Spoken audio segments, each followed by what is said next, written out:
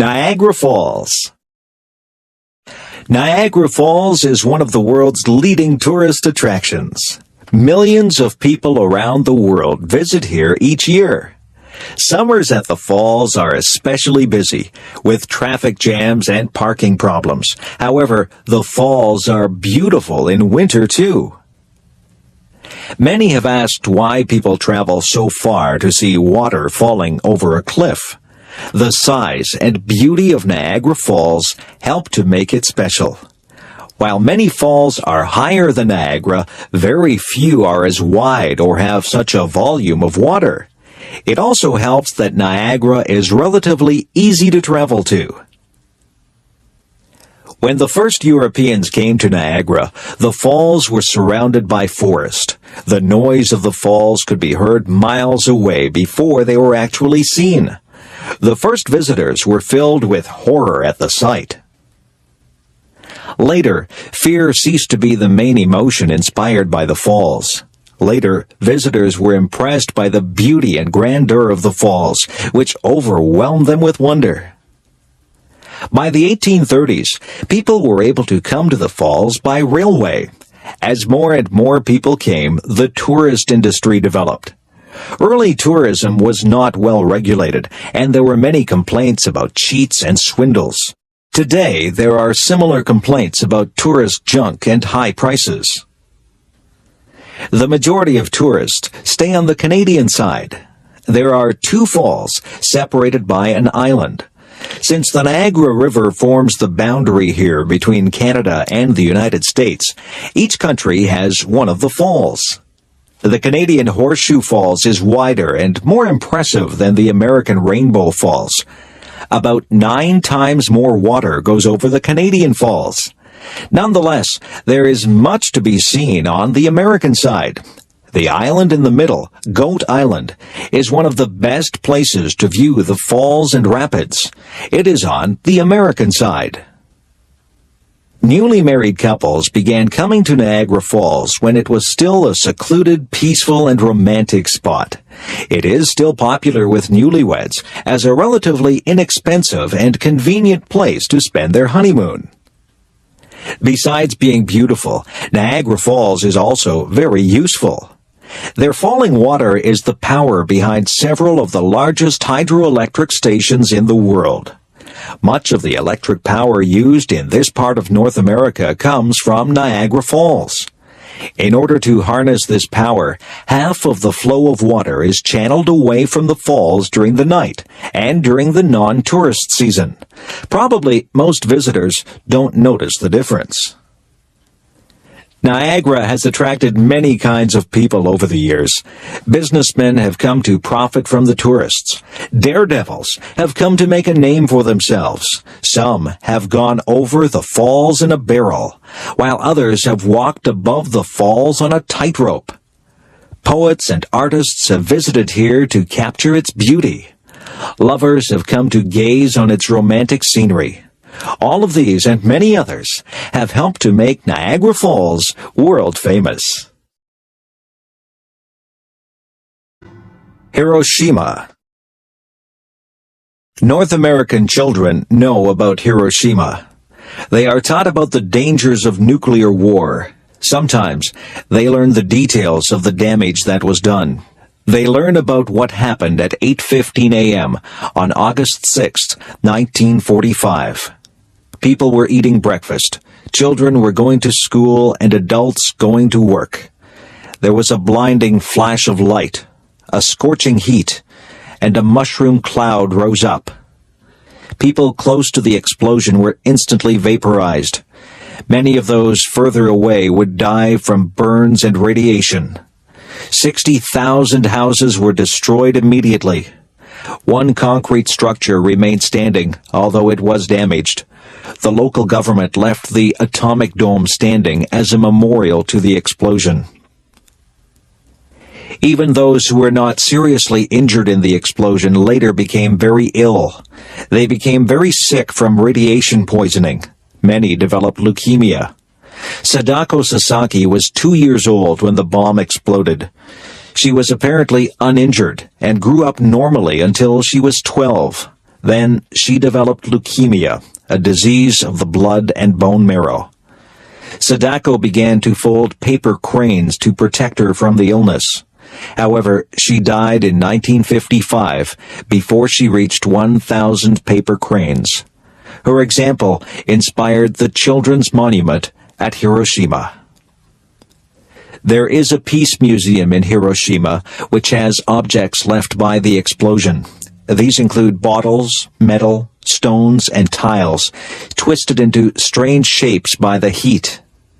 There are objects on which people were vaporized, so that their shape appears like a shadow on the material. There are bits of burnt clothing and many photographs. Why was the bomb dropped? World War II was a long and bitter war. The rules of war, which said not to kill civilians, were forgotten. Hitler bombed London, hoping to break the spirit of the English. Then England bombed Germany to destroy the factories and kill the people who worked in them. Americans wanted revenge for the Japanese attack on Pearl Harbor. The U.S. government had spent $6 billion developing the A-bomb and wanted to use it. Some say that they also wanted to warn the Russians not to cause trouble for America. When American forces advanced on Japan in 1945, they had to decide what to do. Would Japan surrender, or would they fight to the last soldier? American leaders feared that they might lose many men by an invasion. Dropping the atomic bomb would end the war very quickly. President Truman made the decision to use it. Since then, most people have felt that this decision was wrong. It was such a terrible thing to do to people, children, old people, women, men, and babies. Hiroshima inspired many people to try to ban the bomb. They wanted to ensure that atomic bombs would not be used again. Even some of the scientists and air crews involved in making and dropping the bomb at Hiroshima wanted it banned. Perhaps if we can all remember what happened that day, there will be no more Hiroshimas.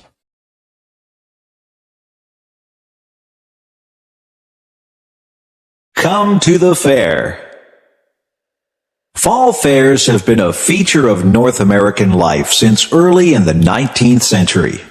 At the end of the harvest, people from rural areas have come together to celebrate. Usually, these fairs take the form of a competition regarding the best of all farm products of that year. Depending on the part of the country and its most important crop, fall fairs can begin as early as August or as late as November. They usually last several days.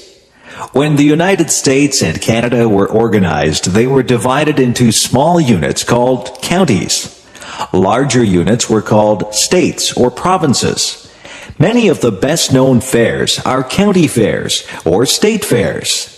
There are also smaller local fairs and larger ones too, like the Canadian National Exhibition in Toronto, Ontario.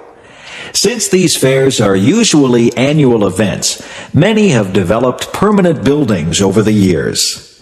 Most of these are large barn-like structures.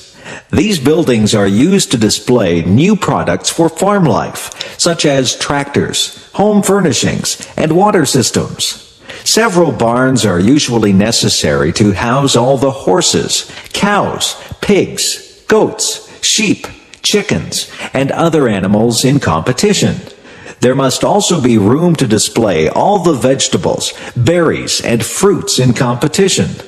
Finally, there is space for handicrafts, artwork, baked goods, and jams and jellies.